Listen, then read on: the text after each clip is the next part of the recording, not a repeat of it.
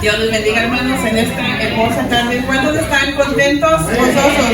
Qué lindas alabanzas, qué hermoso inicio de servicio. Y estamos aquí para alabar y glorificar a nuestro Rey. ¿Cuántos creen que servimos a un Dios todopoderoso? Gloria a Dios. Les voy a pedir, así como están en pie, abrir sus Biblias a Primera de Samuel, capítulo 17, versículo 45. Un versículo que vamos a leer para encabezar el mensaje del día de hoy. Cuando lo tengan, indiquen con un amén. Primera de Samuel 17:45. Dice la palabra del Señor, en el nombre del Padre, del Hijo y del Espíritu Santo. Entonces dijo David al filisteo: tú vienes a mí con espada y lanza y jabalina, mas yo vengo a ti en el nombre de Jehová de los ejércitos, el Dios de los escuadrones de Israel, a quien tú has provocado. Vamos a orar. Amantísimo Dios y buen Padre, gracias te damos, Señor, por esta oportunidad que nos das, nos brindas de estar aquí en tu casa de oración, Señor. Hemos cantado y alabado con todo nuestro corazón, con toda nuestra alma, Señor, nuestra mente, dedicado esas alabanzas a ti, Señor, con acción de gracias. Pero ahora, Señor, estamos para recibir tu mensaje. Me pongo en tus manos, Señor. Sé tú el que guíes mis labios, el que me dé sabiduría para poder difundir, Señor, la palabra que es tu voluntad. Prepara, Señor, corazones y, Señor, que eso de que vayamos a compartir sea de edificación y que podamos nosotros, Señor, cuando salgamos de aquí, meditar en tu palabra y poner en práctica lo que tú has deseado que nosotros hagamos, Señor, el día de hoy. En el nombre de Cristo, tu Hijo, te damos gracias, te decimos tu nombre y decimos amén. Amén. Amén. Pueden tomar sus lugares, hermanos. Este versículo que he dado lectura el día de hoy es de una historia de David y Goliat. ¿Cuántos conocen la historia de David y Goliat? Es una historia que nosotros escuchábamos muy seguido, ¿verdad? Cuando pequeños en la escuela dominical y en la iglesia, así donde nosotros crecimos, hacíamos también cultos de niños y ahí también se nos enseñaba acerca de esta historia. Pero cuando yo estaba leyendo, en realidad esta narración abarca todo lo que es el capítulo 17 y ese capítulo tiene 58 versículos, que está un poquito larga porque está bien detallado, ¿verdad? Como narra el profeta aquí el acontecimiento. Pero cuando yo estaba leyendo y estudiando, se vino a mi mente cómo Dios nos creó con toques especiales de su creación que somos el hombre. Nos dio soplo de vida, ¿verdad? Nos hizo a su imagen y su semejanza y nos dio la habilidad de tener razonamiento, algo que ninguna otra parte de su creación tiene. Y el razonamiento viene siendo lo que uno, ¿verdad? La inteligencia, lo que uno piensa, la mente. La mente, en realidad, en nuestro cuerpo, si hablamos del cuerpo físico, tenemos lo que es el cerebro. Y el cerebro es un órgano físico. Si se imaginan una computadora, el cerebro es el hardware, ¿verdad? Y la mente, donde procesamos los pensamientos, es el software, es la aplicación donde ejecuta uno. A la computadora vas y te metes y le pones información y esa información sale según se ha procesado. Así es nuestra mente. Nuestra mente procesa información, y no les voy a dar una cátedra de ciencia, ¿verdad? Pero rapidito, nuestra mente procesa información según recibe a través de los 5 sentidos, que es el olfato, la vista, el oído, el tacto y el gusto. Curiosamente, hay 2 sentidos que, bueno, vamos a hablar de los que son así como black and white. Lo que es el tacto, el olfato y el gusto. Tocamos algo y rapidito lo describimos, ¿verdad? Esto está duro, está liso, caliente, frío. Olemos algo y si es de nuestro agrado, ay, qué rico huele, qué bonito, y es rápido el proceso, ¿verdad? O si es algo que no es de nuestro agrado, ya hacemos un gesto y qué feo, fuchi, huele mal. Igual el gusto, probamos algo salado, dulce, qué sé yo. Pero hay dos sentidos que cuando procesamos en nuestra mente, que es el oído y la vista, hace un poquito más de, no sé, círculo. Y voy a dar un rapidito ejemplo. Vemos algo, por ejemplo, vemos el día de hoy, a lo mejor llegué y no sé, andaba distraída porque estaba pensando que iba a dar la palabra y a lo mejor estaba nerviosa y a lo mejor no saludé a alguien. Y esa persona, si no saludé a la persona, y no pasó, no estoy diciendo que pasó, si no saludé a la persona nada más vio que no la saludé y ya se va y interpreta diferentes cosas. No es black and white, no es tan así como los otros sentidos. Lo procesamos según el criterio, según lo que traigamos nosotros en mente. Igual cuando pasan cosas que escuchamos. A veces que no escuchamos todo, escuchamos un poquito y a lo mejor lo estamos dando vueltas en la mente y lo sacamos conclusiones que a lo mejor no eran como, ¿verdad? Así es como procesa, así es como funciona la mente. Entonces, este versículo que leímos, y les prometo que voy a hacer la conexión, este versículo que leímos nos da un cuadro de un joven que se llama David. David, ahorita en esta historia, es un muchacho, más o menos tendría que entre 13 y 15 años, ¿verdad? Y en ese tiempo él todavía es pastorcito de ovejas, aunque si leemos el capítulo anterior, ya fue ungido rey. Y aquí David nos da un cuadro, este versículo, de una persona valiente. Según lo que escuchamos, ¿verdad? Podemos sacar la conclusión y lo que escuchamos cuando leímos. Una persona valiente, resuelta y decidida.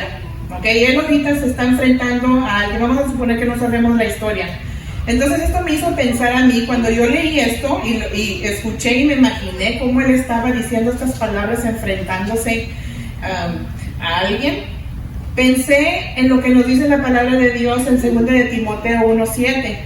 Y no voy a decir todo el versículo, pero nos dice ahí que Dios no nos dio espíritu de cobardía, ¿verdad? Y el espíritu de cobardía es un espíritu. Ya una vez creo que el hermano Saúl hizo esa conexión y créanme que yo nunca lo había pensado de esa manera, pero sí, es un espíritu y ese espíritu no viene de Dios. Pero yo quise escarbar un poquito más la palabra cobardía y me fui a un diccionario que se llama El Pequeño Larousse. Y la definición que yo vi ahí que dice de cobardía es, bueno, para empezar, cobardía viene, es como cobarde, ¿verdad? A nadie nos gusta que nos digan cobardes. Pero lo que yo leí ahí en la definición, y no es mi definición, dice falta de ánimo, falta de valor, miedo. Y si vemos el sinónimo de miedo es temor. Allá me voy a un tesauro. Un tesauro es ese librito cuando uno estaba en la escuela y que escribías un ensayo y que la maestra te decía, te repites muchas palabras, esta palabra muchas veces va al tesauro, busca otra palabra. Entonces voy al tesauro y me encuentro con el sinónimo de temor y dice así: dudar, inquietarse, preocuparse, acobardarse, intimidarse. Dije, uy Dios, o sea, pensé, en ese grupo de palabras está acobardarse, con dudar, con inquietarse y preocuparse. Y yo, pues, I'm guilty, pues entonces yo soy cobarde porque yo he tenido mis dudas, me he inquietado, me he preocupado. Curiosamente la palabra preocupar viene de la palabra ocuparse. Otra vez, es un prefijo, el pre es un prefijo, es cuando le pones esa palabrita, esas 3 letritas enfrente de la palabra ocuparse, cambia totalmente el significado. Y dice ahora, en vez de ocuparse, dice que pre es antes de tiempo. Entonces la palabra preocuparse es ocuparnos en algo antes de tiempo, antes de que suceda. Todavía no suceda y estamos ocupando. ¿Y qué estamos ocupando? La mente, ¿verdad? Pues cuando les dije que iba a hacer la conexión. Entonces, ¿de dónde se llevan a cabo estas acciones? El dudar, el inquietarse, el preocuparse, el acobardarse, intimidarse, el tener miedo. En nuestra mente. Y Dios nos dio nuestra mente, y no quiere decir que Él hizo algo imperfecto, sino que Él nos dio libre albedrío. Nosotros tenemos, con eso que Él nos dio de razonamiento, la libertad de escoger. Así es que nosotros escogemos cómo procesamos nuestros pensamientos, ¿verdad? Entonces, al leer yo esta narración, créanme que nunca la había visto de esta manera, pero yo empecé a pensar, esto me recuerda a nuestra mente como un campo de batalla. Y si vamos a los versículos del 1 al 3, vamos a rapidito, y no creo que voy a leer todos, me voy a saltear, ¿verdad? Porque está larguísimo, pero dice del 1 al 3. Los filisteos juntaron sus ejércitos para la guerra y se congregaron en Soco, que es de Judá, y acamparon entre Soco y Azeca. En Efes Damim, también Saúl y los hombres de Israel se juntaron y acamparon en el valle de Ela, y se pusieron en orden de batalla contra los filisteos. Y los filisteos estaban sobre un monte a un lado, e Israel estaba sobre otro monte a otro lado en el valle.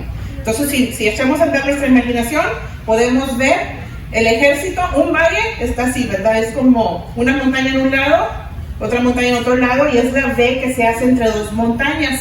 Entonces, si echamos nuestra imaginación a andar, vemos el ejército filisteo en un lado y el de Israel en otro. Y para mí, yo pienso, ok, se viene una enfermedad, un problema familiar, un problema financiero, un cambio desfavorable en nuestra vida, no sé, perdemos el trabajo, alguien en nuestra familia pierde el trabajo, una nueva situación que ocasiona algo desconocido, que no sabemos qué va a estar más allá, ¿verdad?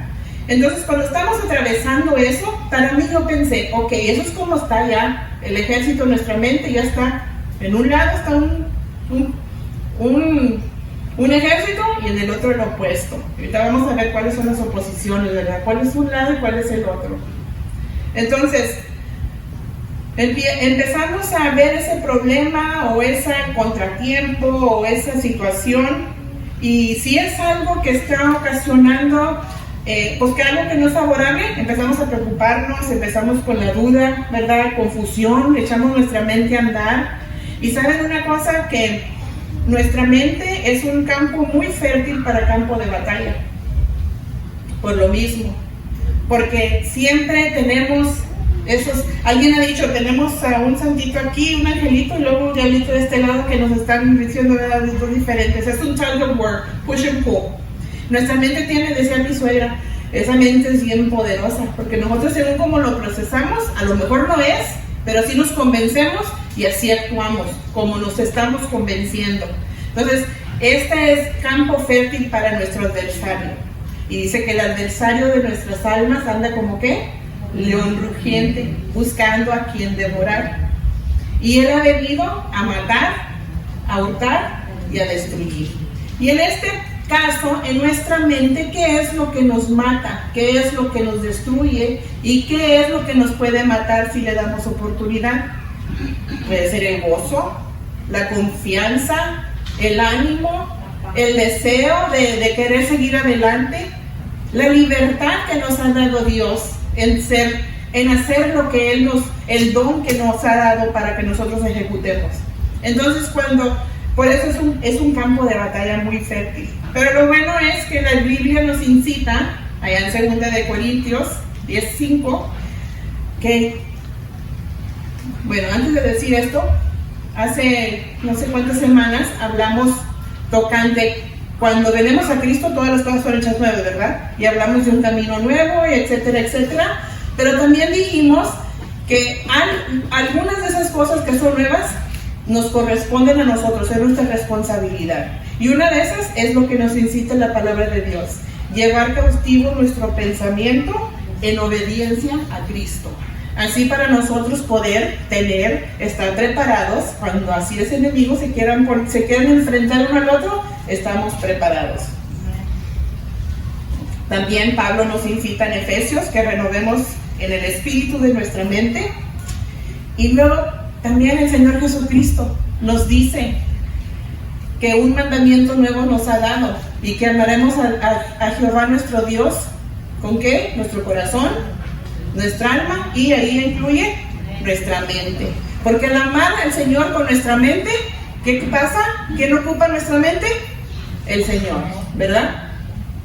Entonces, vamos a ver qué es lo que ocurre en el versículo 4 al 7. Dice: salió entonces del campamento de los filisteos un paladín. Un paladín es en inglés a champion, es a una persona que se escoge, que es el más fortachón, el más capaz de poder combatir en batalla mano a mano con alguien más del otro ejército, y lo utilizaban para que no hubiera tanto derrame de sangre, para evitar que todo el ejército fuera y se enfrentara. Escogían a un paladín. Entonces este paladín, el cual se llamaba Goliat de Gat, y tenía de la altura 6 codos y un palmo, son como más o menos 9, vamos a decir 10 pies, 9.5 feet, 10 pies de altura, y traía un casco, y esto es lo que a mí me llamó la atención. Fíjense cómo detalladamente se describe. Y traía un casco de bronce en su cabeza y llevaba una cota de malla. La cota de malla es lo que se ponen aquí, de chain link, para proteger el pecho. Y era el peso de la cota 5,000 ciclos de bronce. Sobre sus piernas traía grebas de bronce y jabalina de bronce entre sus hombros. El asta de su lanza era como un rodillo de telar, y tenía el hierro de su lanza 600 ciclos de hierro, e iba su escudero delante de él. Santo cielo, ¿cómo está dando aquí santo y seña, detalle por detalle del problema que se presenta? A veces que nosotros hacemos lo mismo, se nos presenta un problema y estamos tan enfocados en el problema que sabemos el detalle por detalle del problema, y en eso ocupamos la mente. Y sabe que se vale, porque pues somos humanos, pero entonces les seguimos y les seguimos. Y miren lo que pasa enseguida en el versículos 8 al 11. Y se paró y dio voces a los escuadrones de Israel diciendo: ¿para qué os habéis puesto en orden de batalla? O sea, echándoles burla. ¿No soy yo el filisteo y vosotros los siervos de Saúl? Escoged entre vosotros un hombre que venga contra mí. Si él pudiera pelear conmigo y venciere, nosotros seremos vuestros siervos. Y si yo pudiere más que él y él venciere, vosotros seréis nuestros siervos y nos serviréis. Y añadió el filisteo: hoy yo he desafiado el campamento de Israel, dadme un hombre que pelee conmigo. O sea, los está retando, los está insultando, los está haciendo poco, los está, diciendo de todo lo que van a padecer, ¿verdad? Entonces, cuando un problema viene a nuestra mente y hace campamento ahí, y nosotros empezamos a desmenuzar el problema y ver cada detalle del problema, empieza algo más. Si le seguimos dando, voy a brincar hasta el versículo 16, vayan conmigo al versículo 16, dice: venía pues el filisteo por la mañana y por la tarde, y así duró, ¿cuántos días? 40. ¿Cuántas veces al día? Mañana, tarde. Entonces, algo que nos está preocupando y le estamos dando vuelta tanto, ¿qué es lo que empieza a suceder? Un desgaste. Como este es un combate militar, voy a usar algunas palabras, ¿verdad?, que se usan en combate militar. En la guerra, los ejércitos, el militar usa ciertas tácticas para vencer al enemigo. Una de ellas es la desmoralización, te desmoraliza. Y es un proceso psicológico. ¿Para qué? Para causar desánimo, con el fin de que ese ejército contrario se retire, se rinda, desterra, y ¿sabe qué? Sin ellos mover nada, ya vencieron. Así es el enemigo de nuestras vidas, en nuestra mente. Cuando le estamos dando vueltas al asunto, nos estamos desgastando. Otra cosa que usan es algo que se llama fintas.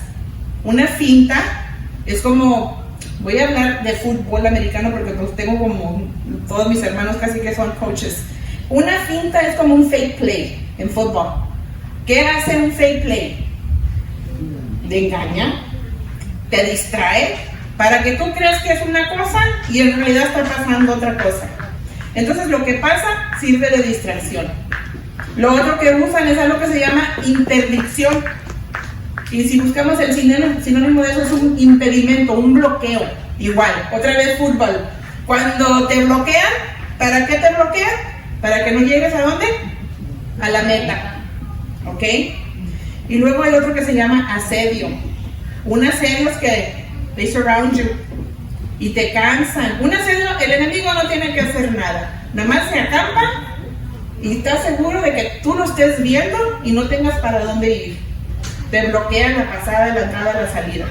El fin, en el campo militar, el fin es para que pues desgastan los recursos, ¿verdad? Y yo pienso en antes, cuando había castillos y que los rodeaban, las personas no tenían cómo salir y entrar para ir a traer comida, para ir a traer víveres, medicina, qué sé yo. Y el otro es algo que se llama agotador. Y la manera que lo hacían es, mandaban pequeños grupitos de soldados a picarle al enemigo por acá, a picarle por allá, a picarle por allá, y para allá, y para allá, y para allá, y para allá, y así los gastaban, los agotaban. Entonces, cuando nosotros le damos cabida o pensamos mucho en nuestros problemas, en nuestras preocupaciones, es lo que está sucediendo. Nos estamos desgastando, eso ocasiona distracción, nos bloquea de estar. Si estamos aquí en la iglesia y estamos pensando en otras cosas, como estamos pensando que la niña que viene para acá y no estamos enfocados, nos está bloqueando de recibir lo que estamos hablando. Si está la alabanza hermosa, pero estamos pensando en el problema que está pasando, hay un impedimento de esa comunicación, ¿ok? Una distracción. En esta historia hay 4 personajes que a lo mejor en una de esas, en un problema que yo pienso que yo he pasado en mi vida, a lo mejor yo me identifiqué con alguno de estos personajes en algún momento. Si vamos al versículo 20,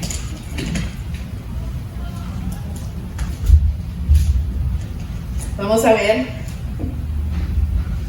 bueno, antes vamos a ver el versículo 11.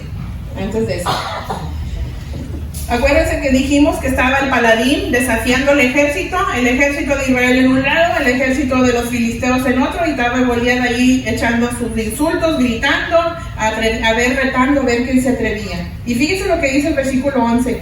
Oyendo Saúl y todo Israel estas palabras de los filisteos, se turbaron y tuvieron gran miedo. Saúl era el rey de Israel.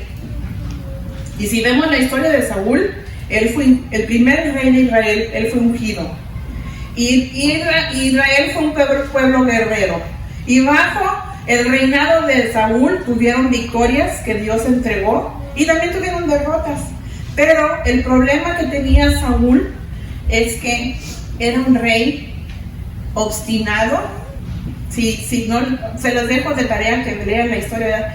Obstinado, un rey que a través de las victorias que Dios le dio, se olvida de que Dios es el que le da la victoria. Y él empieza con un tipo de pensamiento de que él quiere hacer las cosas a su manera, en su propia fuerza, a su propio tiempo. Y a veces que nosotros hacemos lo mismo. Viene el problema, viene la situación y oramos a Dios, lo entregamos, venimos a la iglesia, pedimos la petición, oran por nosotros y nos vamos y nos llevamos el problema con nosotros, en vez de dejarlo aquí, ¿verdad? Nos llevamos el pensamiento y ahí andamos. ¿Por qué? Porque así en la naturaleza nosotros tenemos una idea de lo que queremos que sea la resolución, ¿verdad? Tenemos una idea de cuándo la queremos que ya se manifieste y tenemos una idea de que, no hombre, la otra vez que yo pasé por esto, hice esto y esto y esto, y esto es lo que voy a hacer otra vez. Así era Saúl, pero a Saúl lo que le pasó es que Dios lo rechazó, se alejó de él, y si vemos el espíritu, Dios le dio un espíritu malo. Otros personajes que nos dice aquí son los soldados, pero voy a leer un poquito más sobre los soldados. Vamos a los versículos 24 y 27. Dice: y todos los varones de Israel que veían a aquel hombre huían de su presencia y tenían gran temor. Y cada uno de los de Israel decía: ¿no habéis visto a aquel hombre que ha salido? Él se adelanta para provocar a Israel. Pues, ¿de quién está hablando? De ellos mismos, ¿verdad? Al que le venciere, el rey le enriquecerá con gran riquezas y le dará su hija y examinará de tributos a la casa de su padre en Israel. En otras palabras, al que se atreva a enfrentar a este paladín y le venciere y nos quite este problema de encima, el rey le iba a dar su hija, le iba a enriquecer y le iba a perdonar todas las taxas por el resto de su vida. Yo con las taxas me conformaría, ¿verdad? Le iba a perdonar las taxas el resto de su vida. Pero ¿saben una cosa? Estos soldados son los mismos soldados que habían obtenido victoria en el nombre del Señor. Ellos habían visto la fortaleza y la fuerza en algunas ocasiones cuando fuera ilógico, y Dios les entregaba la victoria. Los mismos soldados que habían experienciado esas maravillas y esos milagros, ahorita estaban aterrados. Y no nada más aterrados, fíjese lo que estaban haciendo. ¿Qué estaban haciendo? Nada más hablando del problema, nada más describiendo el problema, nada más y no haciendo nada. A veces que nosotros hacemos eso. No voy a decir quién, pero yo he conocido gentes en mi vida que todos los días, inclusive yo tenía una persona, un familiar, que siempre que íbamos a visitar, ¿cómo están? No voy a decir quién, ¿verdad? ¿Cómo están? Ay, que mira, que sí, que era toda una fan, ¿verdad? Ok, yo tendría como 15 años. Otra vez íbamos, ¿y cómo están? Ay, qué tal. Y siempre era algo. Y yo dejé mejor de preguntarle porque ya no quería oír. Ya no quería oír porque yo sabía que siempre iba a ser algo negativo, algo, como decimos, Debbie Downer. Entonces, hay veces que nosotros si nosotros estamos haciendo eso, nosotros mismos, quizás no se lo platiquemos a nadie, pero quizás en nuestra mente estamos dándole vueltas, ¿qué va a hacer eso? Nos va a agotar. El otro personaje, al versículo 28 y 29, ahí se presenta un personaje que se llama Eliab. Dice, y oyendo Eliab, su hermano mayor, hermano de David, con aquellos hombres se encendió en ira. Ay, perdón, déjenme, les leo antes para que sepan de qué está hablando. Vamos a irnos al 26. Acuérdense que dice, entonces habló David a los que estaban junto a él diciendo, ¿qué hará el hombre que venciere a este filisteo? O sea, le está preguntando a los soldados, y quitare el oprobio de Israel, porque ¿quién es este filisteo incircunciso para que provoque los escuadrones del Dios viviente? Y el pueblo le respondió las mismas palabras diciendo, así se hará el hombre que le venciere. Entonces ahí estaba David, el pastorcito, y ahorita hablamos de él, ahorita voy a introducirlo. No lo he introducido cómo llegó a la escena, ¿verdad? Pero Eliab oye que su hermano David está ahí preguntando y diciéndole, what's going on? Como prácticamente diciendo, ¿por qué alguien no hace nada? Está insultando nada más y nada menos al Dios de Israel. ¿Por qué es que nadie se atreve a pagar el oprobio, verdad? Entonces Eliab, dice 28, y oyendo hablar Eliab, su hermano mayor, con aquellos hombres, se encendió en ira contra David y dijo, ¿para qué has descendido acá? ¿Y a quién has dejado aquellas pocas ovejas en el desierto? Y conozco tu soberbia y la malicia de tu corazón. Para ver la batalla has venido. En otras palabras, el hermano de David, hermano propio, lo está insultando y lo está acusando de algo que no es la intención de David. Y para que entendamos qué está en el corazón y en el pensamiento de Eliab, voy a hacer un flashback. Allá por el capítulo 16, Dios escoge un rey nuevo y David es ungido rey. Y lo que pasa es que David es el hijo menor de una familia de 8, el cual Eliab es el hermano mayor. Y Eliab, cuando el profeta Samuel va y se dan cuenta, ¿qué es lo que va a hacer? Que va a ungir el nuevo rey. Pues Eliab, pues yo soy el mayor, a mí me corresponde. Y pues Eliab se quedó así como que, ups, no fui yo, fue David. Este ñanguito chiquito, bueno para nada, lo van a escoger mejor que yo. ¿Cómo está eso? Entonces aquí Eliab todavía trae eso en su corazón. Y este sentimiento ocasiona en él un estado como víctima de las circunstancias. Una persona que es víctima de las circunstancias nunca tiene la culpa y nunca se responsabiliza y nunca ve qué más puede aportar y qué más puede hacer. Siempre está viendo que, pues, se lo dieron a él y a mí no. Me tocaba a mí, ay, pobrecito de yo, que siempre me pasan las cosas. Entonces Elías traía en su corazón todavía, ¿por qué no decir esos celos?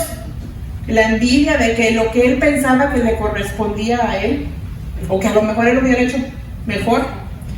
Y en su corazón, en vez de, él era parte del ejército que había visto esas victorias, en vez de él decir, bueno, pues no me escogieron rey, pero mira, aquí va lo que yo puedo hacer, deja yo me enfrento a este gigante, no lo hizo.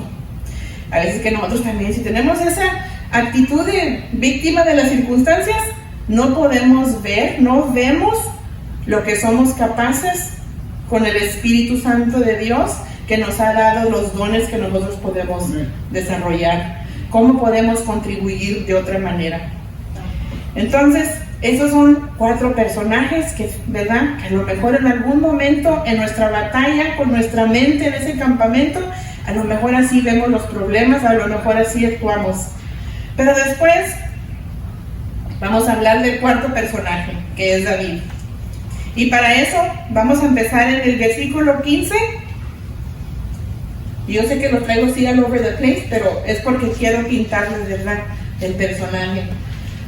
Dice el versículo 15: pero David había ido y vuelto, dejando a Saúl para apacentar las ovejas de su padre en Belén. Fíjense bien lo que dice, ido y vuelto. Quiere decir que iba a apacentar las ovejas y volvía. Lo que no está diciendo aquí es que en el capítulo anterior, a raíz de que a Saúl se le mete ese espíritu malo, él no tiene paz. Y alguien le habla de un pastorcito de ovejas que toca el arpa bien bonito, alguien que toca la guitarra o el keyboard bien bonito y te puede poner, ¿verdad?, tranquilo y te puede dar paz con esas melodías. Y es David. Entonces eso es lo que está diciendo. Iba, agarraba el arpa y aquí venía con el rey, y luego dejaba el arpa y allá iba con las ovejas. Entonces David estaba siempre, ¿qué? Ocupado. Estaba haciendo algo. Aparte de eso, vámonos al 17 y 18. Dice así: y dijo Isaías a David, su hijo, toma ahora para tus hermanos un efa de este grano tostado, estos 10 panes y llévalo pronto al campamento a tus hermanos, y estos 10 quesos de leche los llevarás al jefe de los 1000, y mira si tus hermanos estén buenos y toma prendas de ellos. O sea que aparte de que está bien ocupado, ¿qué le dice el papá que haga? Te llevan un encarguito, ¿verdad? Y ya cuando estés ahí vas y haces otra cosa. Y David no dijo, oye, pa, ¿por qué no mandas a, así como decir, ¿por qué no dice Oscar, pa? Dígale a Carlos. Él no tenía ese corazón. Él, con esa disposición, él iba a hacer ese mandadito que le encargaron. Dice después el 20, se levantó pues David de mañana. No, dice que, a ver a qué horas. Porque David tenía un pendiente y dice, y dejando las ovejas a cuidado de su guarda, se fue con su carga como Isaí le había mandado, y llegó al campamento cuando el ejército salía en orden de batalla y daba el grito de combate. Entonces, aparte de que estaba ocupado, responsable, madrugador y responsable, porque no dejó descuidado sus ovejas. Fue y se aseguró de que alguien las cuidara. 31 al 37 dice, y aquí ya estamos después de la escena, cuando David, después de que habla con los soldados y que dice, pues ¿por qué nadie le está ahí defendiendo el honor de Jehová de los ejércitos?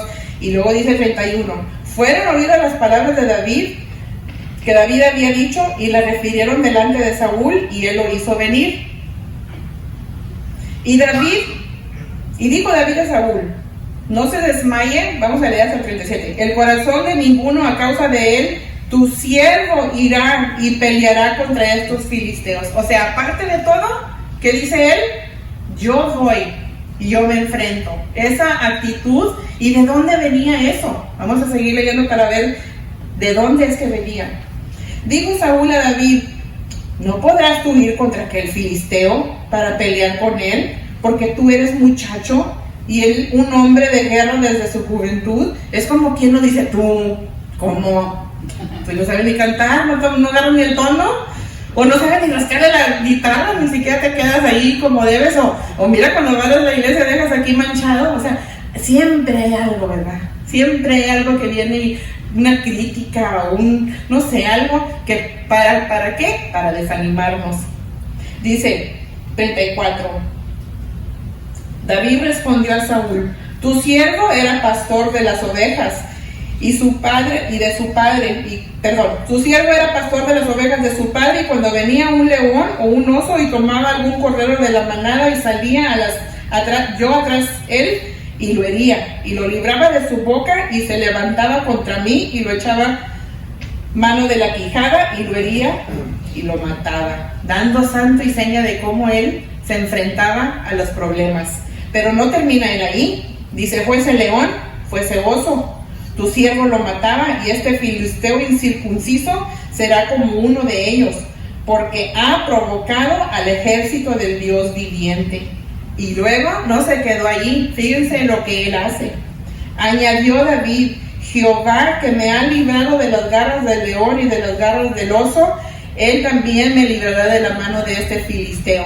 Y dijo Saúl a David: ve, y Jehová está contigo. Entonces, aparte de ser ocupado, ser responsable, tener buena disposición, David conocía a su Dios. David conocía sus habilidades que Dios le había dado. Y David no se había olvidado como los soldados olvidaron, como Saúl olvidó y como Eliab olvidó. Eso es lo que ocupaba la mente de David. Entonces mi pregunta ahorita para nosotros es: ¿conocemos nosotros nuestros dones? ¿Sabemos quiénes somos en el Señor?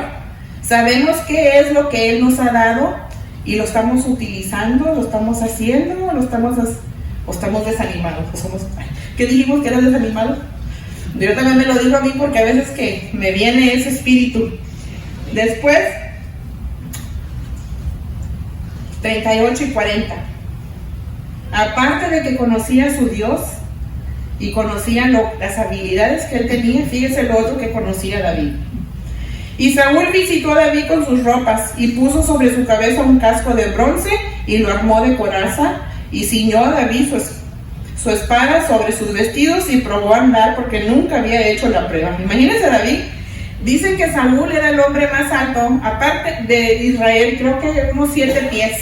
Y David, pues un niño de 13, 15 años, imagínense traer todo eso, ya no podía ni caminar el pobre. Y dice: y dijo David a Saúl: yo no puedo andar con esto, porque nunca lo practiqué. David echó de sí aquellas cosas, y fíjese lo que fue a tomar. Y tomó su cayado en su mano, y escogió 5 piedras, y aparte de eso, la Biblia dice, ¿cómo eran las piedras? Lisas, no tenían picos como para ir a aventarle, lisas, del arroyo, y las puso en su saco pastoril, en el zurrón que traía, y tomó su honda en su mano, y se fue a llorar, ¿no? Se fue hacia el filisteo. Entonces, David también conocía sus armas. Él, aquí yo veo 2 cosas: conocía sus armas, y no iba él a hacer algo que no era, porque a veces queremos ser como alguien, hacer las cosas como alguien las hace, y si lo hacemos no nos sale bien, porque no somos nosotros. No somos nosotros. Dios sí nos hizo criaturas nuevas, pero no nos quita nuestra personalidad.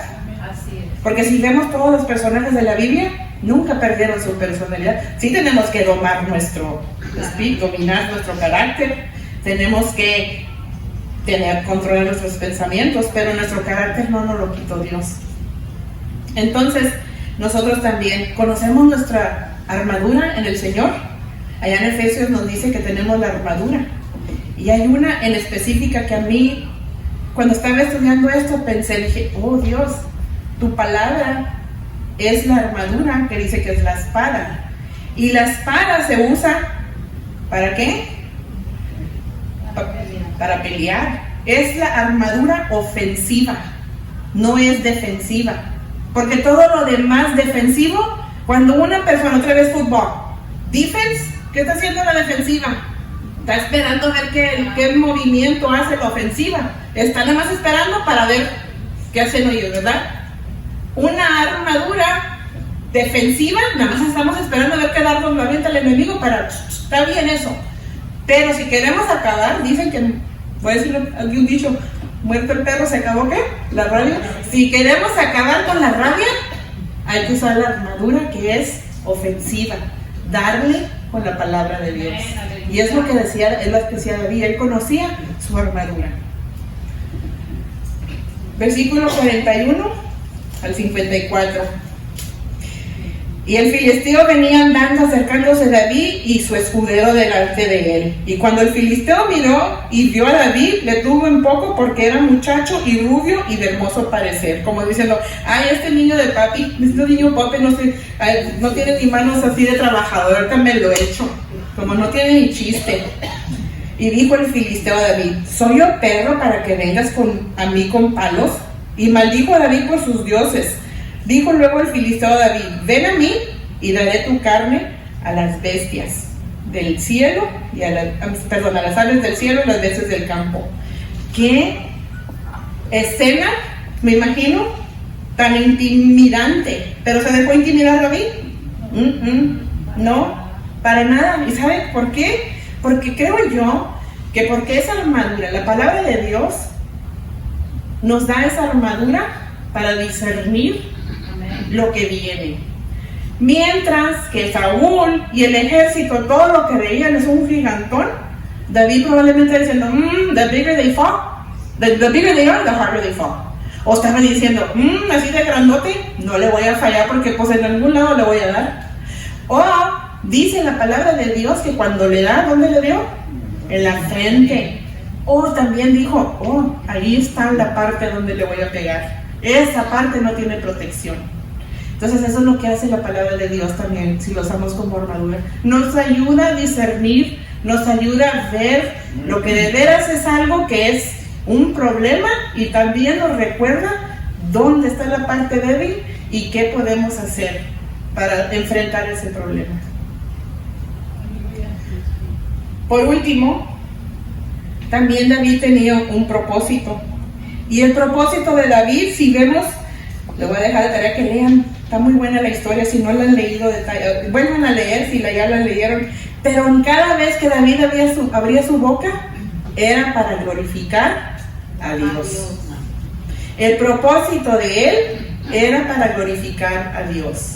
No como Eliab para decir que pues a lo mejor le correspondía para insultar, no como los soldados para estar temerosos y nada más hablando del problema, no como Saúl para a lo mejor estar también temeroso porque pues no podía y ya él se miraba que en sus propias fuerzas no podía. No, el propósito de él para glorificar a Dios. Hermanos, siempre que nuestro propósito es glorificar a Dios, siempre Dios se va a agradar de eso. Siempre Dios va a ver eso en nuestro corazón.